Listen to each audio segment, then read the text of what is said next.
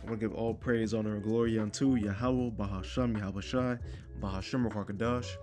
I want to give double honors to my apostles and elders that came before me and that brought me into this truth. This video is going to be simply titled, Babylon Must Go. Now, there is a compilation of videos that we're going to see here, going over the current state of Babylon the Great and a few different areas of outrage for the populace of Babylon the Great, or the United States of America. But before we go into that, we're going to go into Micah the 2nd chapter and the 10th verse. Arise ye and depart, for this is not your rest, because it is polluted. It shall destroy you, even with a sore destruction. So again, it's imperative to understand that this is not our rest for the 12 tribes of Israel, the so-called blacks, Latinos, and Native Americans that would be primarily categorized as the Israelites today, as well as the other Israelites that look like the other nations, and the Israelites that are scattered across the four corners of the earth. Nonetheless, it's imperative to understand Babylon the Great is far from your rest. Our rest is whenever the Lord sends his son back and the elect is inside of Israel. Lord willing, we're among that number. Okay? In the midst of this place, we're going to be having all kinds of people that want to hold on and cleave to Babylon the Great, and that's good for them. All right, that's good for them. They'll be able to hold on to it, and they're not going to be able to let go, because the Lord is going to make sure they get destroyed here in the place that they love so much. And the apple of their eye, they're going to face the judgment along with it. Nonetheless, let's go to this first video here. Again, Babylon must go. Look at this. Well, new outrage now after San Francisco's Democratic mayor quietly signed a proposed reparations bill. Eligible recipients could receive $5 million checks, but funding for the program remains a question amid San Francisco's historic budget deficit. Well, let's bring in Fix California senior advisor. Pause. I must say, fair use. This video is going to provide me no monetary compensation whatsoever. I do not own this video or the rights to this video at all. This is only for educational purposes only. Again, fair use. Katie Zakaria. She's also a political analyst and an attorney. And thank you so much for joining us today, Katie. Good morning. I'm going to play something. I want to pull something up first of all, because I'm a bit confused about this reparations bill. Here is one of the quotes from the mayor. He said, "I was elected to drive San Francisco's recovery, and that's what I'm focused on every day. We are not allocating money to this fund. With a historic $1 billion budget deficit, we are going to spend our money on making the city safer and cleaner." But then I'm a bit confused. He announced this bill, he did it in quiet a couple days before Christmas, and then he says they don't have the money for it. So what's the point of it? This is truly Nero fiddling while Rome burns. They're at a historic deficit, $1 billion deficit in San. Pause. You hear that one? Nero fiddling while Rome burns. And what is Rome? Hey, that might have been a Freudian slip. She might have been meaning California, but in actuality, or in this case, San Francisco, I guess. But in actuality, Babylon the Great is burning and is coming to an end in the near future. Francisco.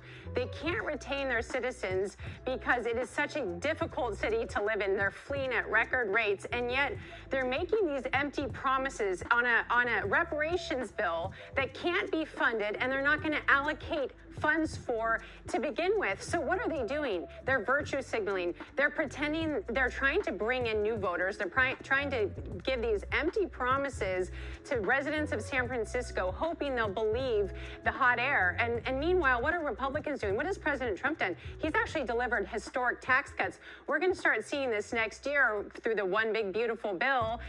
No tax on tips, no tax on overtime, and it's actually going to deliver real results for American people, while those in San Francisco are just literally decimating the city and cannot deliver on anything that they're promising. Yeah, in fact, you say this is an attempt to get new voters, but also the NAACP also saying it's providing false hopes for people. And this is something they said. They said it will only frustrate, set up, and provide false hopes to black people in San Francisco, thinking they will get $5 million. There should be some form of cash payment in installments, but $5 million is an arbitrary number. So this is just really an attempt to get their... Pause. So You so-called black people here in America that aren't in the truth and have not woken up to the knowledge, if you still think that your dumbass is about to get some sort of a $5 million check or some sort of a cash payout for reparations, you have another thing coming. They're going to keep on playing you like a yo-yo, up and down, up and down, each administration in each election cycle, and they're going to keep on giving you, like they say here, NCAACP is going to continue, these politicians are going to continue to soup you up with false hope, right? False hope. 5 million a person with around 47,000 so-called blacks inside the city of San Francisco. What does that break down to? Give me just a second. I'm gonna do this on my end real quick. 5 million times 40, let's say 46,000. Who knows? Let's say 45 just in case. 45. Whoa, hello. Whoa, what kind of number is that?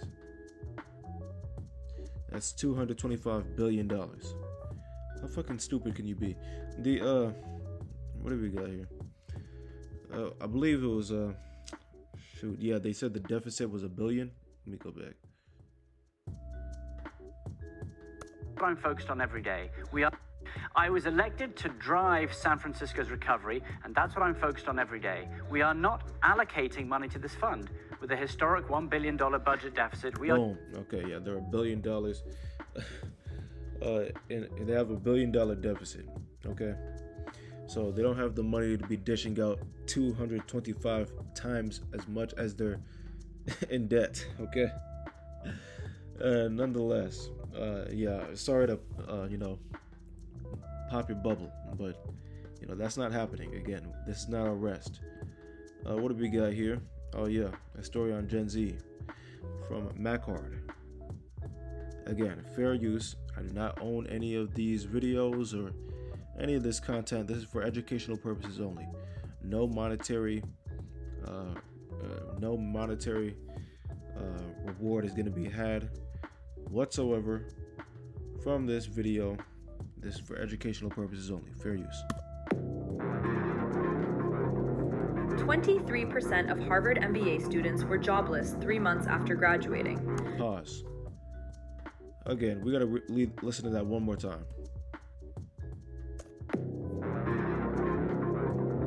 23% of Harvard MBA students were jobless 3 months after graduating. Pause. 23% of MBA students jobless after 3 months post-graduation. Can you imagine that? Going to school for what is that, 6 years, I believe, to get your associates, your bachelor's, and your master's, and you still don't have a job after 3 months. Can you imagine searching for a job for 3 months? Now, of course, you would have to ask yourself, what do these people specialize in? What was their major? That's a big, gigantic factor in this, but nonetheless, you would assume going to school that amount of time and then, assuming that you're dishing out a certain amount of money, which I'm sure if you're getting your MBA, you're going to be paying at the minimum.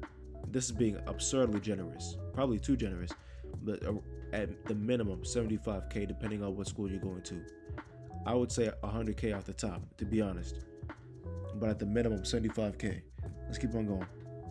Graduates from one of the most prestigious business schools in the world with multiple degrees and supposed golden tickets to success are struggling to find employment for over a year. I know it's bad when 1 out of 4 people graduating from Harvard with their MBAs can't get a job.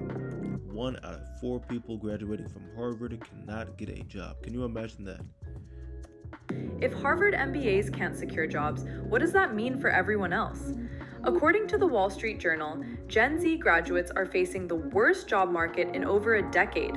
The 3-month moving average unemployment rate for recent graduates currently sits at around 5%, slightly above the national average of 4.2%. This represents a rare reversal, one of the few times in decades that unemployment among new grads has exceeded the general rate. For college graduates specifically, the unemployment rate has climbed to levels not seen since the pandemic. Here's where it gets strange. While many employers say they're struggling to fill vacancies, the second highest rate in 2 decades, graduates can't seem to land interviews, let alone jobs.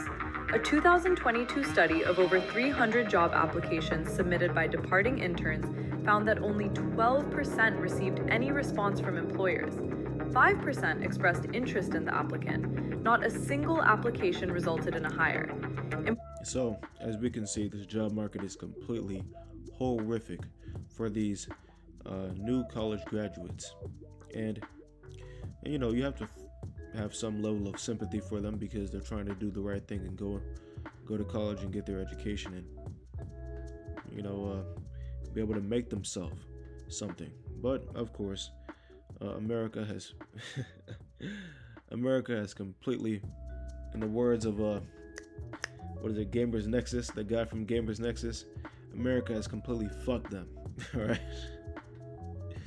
Employers were actually more likely to ghost candidates if the graduate met over 90% of the listed requirements. The disconnect between available jobs and actual hiring reveals something more troubling. So-called ghost jobs have flooded the American labor market. Surveys conducted in 2024 found that roughly 1/3 of recruiters admitted their organization had posted job listings that weren't actively being filled, usually to build a talent pool or project growth. Analysts found that a significant share of U.S. job postings, possibly 1 in 4, were inactive at any given time. These aren't just outdated listings or clerical errors. In some cases, they're deliberate. More than half of companies posting ghost jobs said they did so to make employees believe relief was coming. Wow. Oh man, that's freaking insane. So some of these corporations are putting up jobs on these websites to make employees believe that they're going to be getting some sort of a relief or assistance in their current role because they're being overloaded and railed with all kinds of extra work, since you could assume that there's been layoffs at that job. Others said it helped maintain the appearance of company growth during uncertain times.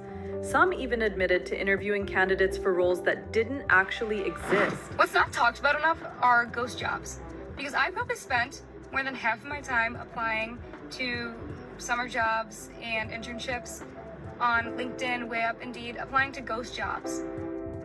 The practice has grown so widespread that a 2025 Congressional Research Service report analyzed it as an emerging labor issue. Yet despite growing attention from lawmakers, there's still no federal regulation targeting ghost listings. Pause. So the United States isn't doing anything about this. They don't give a shit about this. They're more worried about having these oil companies invest hella money, billions of dollars, into refining the oil in Venezuela and then snatching it up out of there. Anyway, I'm gonna put all these videos that you're gonna see in this video in the description so you can watch the rest of this here in a little bit. Some kind of use within your degree. I'm a graduate student trying to make a better life for myself. But right now, I have nothing. I have no job, no money. I'm behind on every bill. My car's about to be taken. I'm about to be evicted. I've been trying for 6 months to make something happen on TikTok, posting, editing, pushing through. I thought if I kept going, something would come. A lot of people, when they first graduate, right, you're struggling to find an entry-level job and, you know, trying to use some kind of use within your degree. You've already invested into your career. You've already invested all that money to go to college and go, you know, get your degree. Just keep going. That is quite literally the only thing I can say, you know, in this video. Just keep going. Just keep on going. Student. Just keep on going right into your destruction, man. That's exactly what's gonna happen. Now, this dude right here, again, another person that, you know, went to college, and unfortunately for him, America didn't have that, you know, he didn't get to go to sleep. He didn't get to take that rest and then have that American dream, you know, unfortunately for him. Nonetheless, just another scenario in which he's broke as hell. Cars, well, what I think he said his car was repoed, and he's about to be evicted. All types of shit, man. Jake is catching hell out here, man, and this is nothing new. This is nothing new, and it's only going to get worse. And we hope that it gets worse, because for such a long time, our people. Matter of fact, let's go here. Might as well go here real quick. Hosea 4:6. My people are destroyed for lack of knowledge. So you can go to college for 2, 4, 6, 8, 10 years, and for some reason your dumbass still doesn't know shit, right? And you can go to college for all that time, and yet you still refuse to even crack open the scriptures, right? The last thing that you'll ever do is crack open the Bible. There are people I know for certain. I mean, shoot, this is pretty obvious. More people are ready to, grab a bottle of gin or whatever it might be. They've cracked more seals. They've smoked more blunts, whatever it might be, than they've ever even attempted to open the scriptures. And that's why the Lord is going to completely fucking destroy their ass, man. My people are destroyed for lack of knowledge, because thou hast rejected knowledge. I will also reject thee, that thou shalt be no priest to me, seeing thou hast forgotten the law of thy God. I will also forget thy children. You see that? So the Most High is going to forget our children, and he's going to forget us. Why? Because we have completely rejected the law of the Heavenly Father and the knowledge of the Most High. Let's get to Daniel 9. Daniel chapter 9 and verse 11. Yea, all Israel have transgressed thy law, even by departing, that they might not obey thy voice. Therefore, the curse is poured upon us, and the oath that is written in the law of Moses, the servant of God, because we have sinned against him. And he hath confirmed his words, which he spake against us and against our judges that judged us, by bringing upon us a great evil. For under the whole heaven hath not been done as hath been done upon Jerusalem. So, because we have transgressed the Lord, the commandments or the covenant of the Most High, then the Heavenly Father, by way of the prophet, the great man Moses, already told us that we would go off, and all these curses would fall upon us for our wrongdoings against the Heavenly Father. And that's exactly what we're dealing with here. But of course, the majority of our people don't have that knowledge, that wisdom, that understanding, the spirit that the Lord has given different men to teach this word across the four corners of the earth. So they're going to be destroyed. Why? Because the Most High just simply did not choose them. Now we're going to get right back on track here. Here we go. Our next guest warns that an AI-fueled job apocalypse is on the horizon. Bring in Sal Khan. He's the CEO of the Khan Academy. In his latest piece for the New York Times, Sal makes the pitch that every company benefiting from automation should dedicate 1% of profits to help retrain workers who will be displaced by AI. Sal, first of all, thanks for being here. Pause real quick. Again, fair use. There is no monetary compensation I'll be getting for this video. This is for educational purposes only. Now, this guy, Sal Khan, if you're familiar, I'm sure brothers have heard of it. If you have children, then you've heard of Khan Academy.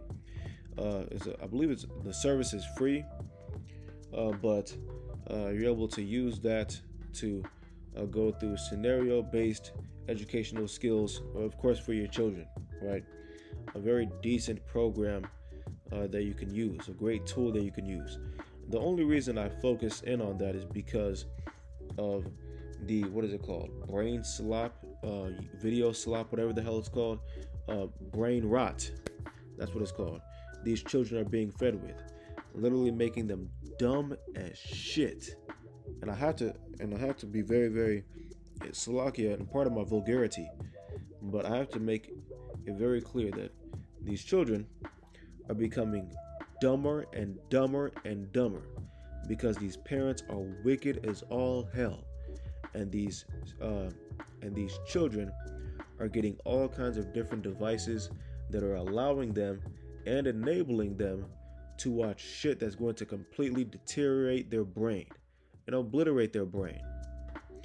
But that's a whole nother video for another day. We'll continue. Second of all, this is a pretty radical proposal, but let's lay out what you think is happening. Why you think this job apocalypse is coming? Yeah, as soon as generative AI became a big thing, obviously this has been a big debate. Will we have net lost jobs, net gain jobs? And living out here in Silicon Valley, most people have been on, hey, this is going to be like the Industrial Revolution. We'll just, there'll be jobs. We can't name them, but they'll happen. But what we're seeing now, in that op-ed I talk about seeing the Waymos in my neighborhood, and that's cool. But then I go and meet with a friend who is thinking about contributing 1% of his firm's profits for reskilling. And his motivation was he's taken over a call center in the Philippines, and he's going to be laying off 80% of the workforce and replacing them with an AI. That's 7 to 10% of the Filipino GDP directly. Driving some form of a vehicle is 4 to 5 million workers just in the United States. It's one of the biggest sources of employment for men globally, including in the United States. And even if you look at white collar jobs, a lot of people are talking about and seeing what's happening in software engineering right now. It seems kind of frozen. Things like product management, design, we're seeing that those jobs are at least changing.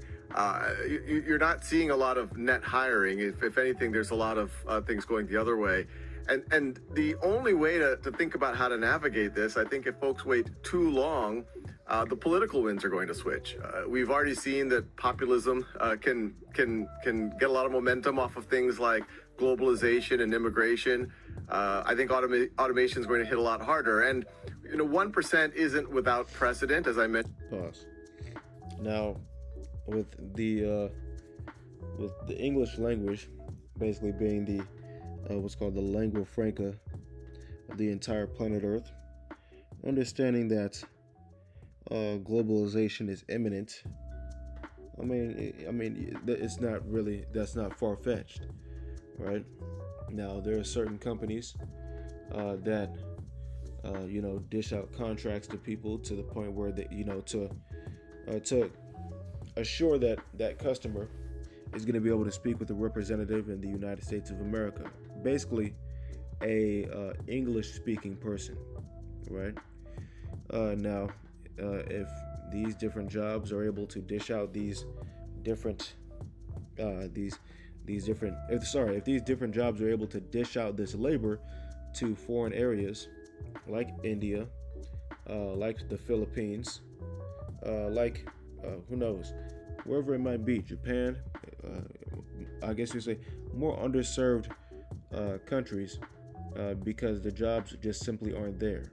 A place that's a bit more economically deprived, then it's going to be a lot easier for these companies to save on money, and they're not going to take as great as Slovakia. They're not going to be able to take as great of a hit on their AI investments if they're able to save money on their labor. That's just economics 101. Now let's continue here. One of my friends, he has an harder, and 1% isn't without precedent. As I mentioned, one of my friends, he hasn't announced it yet. That's why I'm not naming their firm, but it's a major firm. There's Ares Capital, another major asset manager. They have a class of funds, several $1 billion under management, where they're giving 5% of their promote to philanthropy they're doing healthcare and education, but that's related to reskilling. So the pitch here is it's in companies' best interest. This isn't going to be just, hope isn't a strategy here. We have to get ahead of the curve. The benefits of doing something significantly weigh out the alternative. And I think if we don't do something, politics are going to take over, and that's going to be worse for everyone. All right. As simple as that, man. So, it's very simple. AI is really doing a number on the job market. And again, there is speculation on whether or not AI is actually doing such a great job that it's taking over some of these, some of these jobs that, your average worker, your chat agent, or your phone agent would be able to assist with. Nah, they're not doing a great job. If you even try to get in contact with Microsoft, there's no way in hell you're going to be able to speak to somebody unless you're able to go through a fucking maze. Alright, you'll have to go through, that'll probably be one of the most difficult things you'll ever have to do in your life, is to speak to a live Microsoft agent. And if you're not speaking to one, then guess what? You are fucked. Alright, you're better off just using, Copilot from Microsoft. Their AI, their LLM called Copilot. You're better off using that. What do we got here?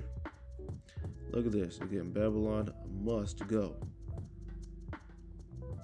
collapsed and melted and fell down. Pastor Drake says he never thought he needed security cameras, but will be installing them going forward. We haven't had any trouble in 28 years. Nothing.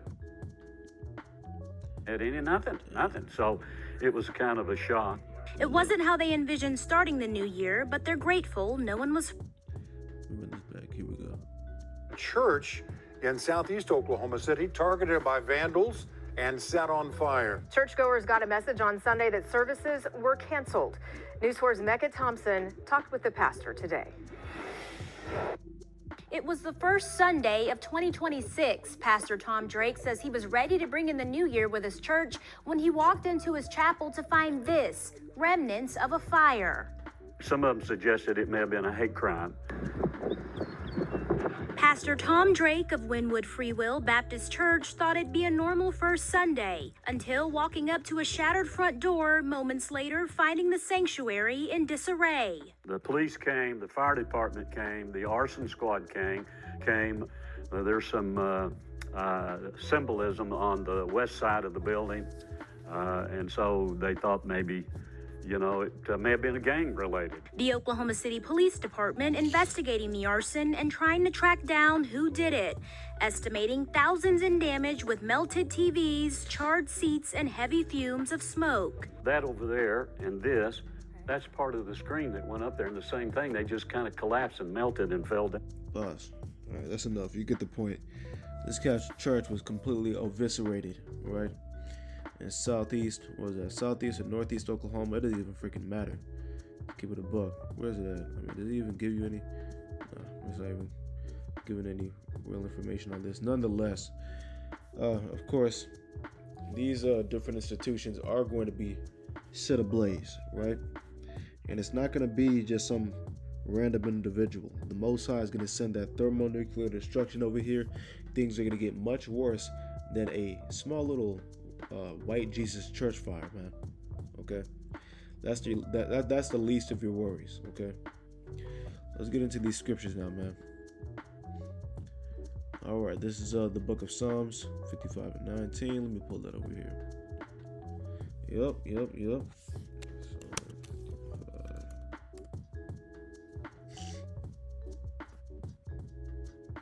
This is the book of Psalms, chapter 55 and verse 19. God shall hear and afflict them, even he that abideth of old, Selah, because they have no changes, therefore they fear not God.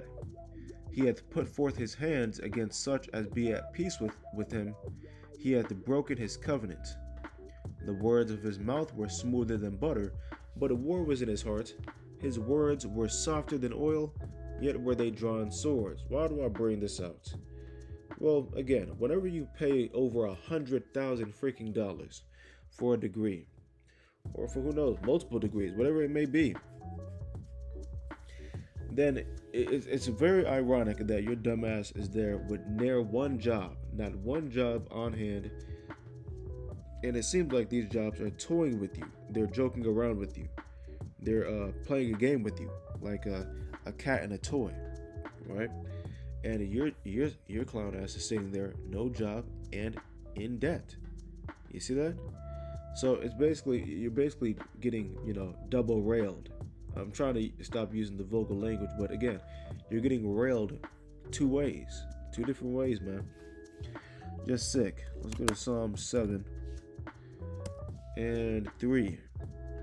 O Yahweh, my power, if I have done this, if there be iniquity in my hands, if I have rewarded evil unto him that was at peace with me, yea, I have delivered him that without cause is mine enemy. Let the enemy persecute my soul and take it, yea, let him tread down my life upon the earth and lay my honor in the dust. Selah.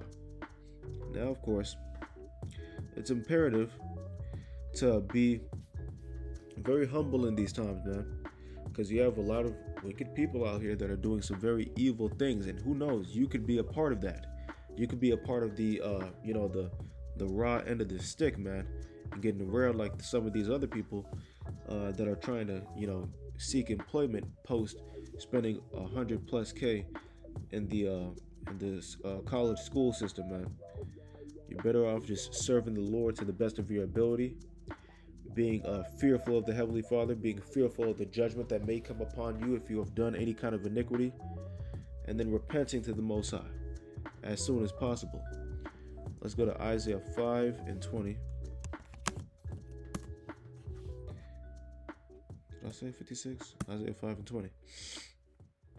Where are we at here? This is the book of Isaiah, chapter 5 and verse 20.